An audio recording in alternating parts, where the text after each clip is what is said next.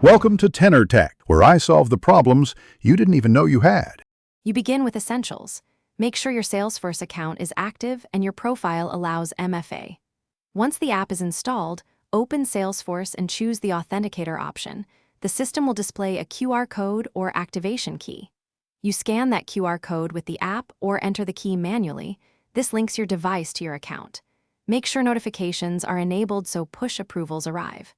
This step connects the app and server. It's the foundational action for secure MFA. Once linked, verify the connection by approving a test push or typing the 6-digit code displayed in the app. You should label the device clearly, work phone versus personal, so you don't confuse accounts later. Also check that your phone's clock is set to automatic time. Time drift breaks codes.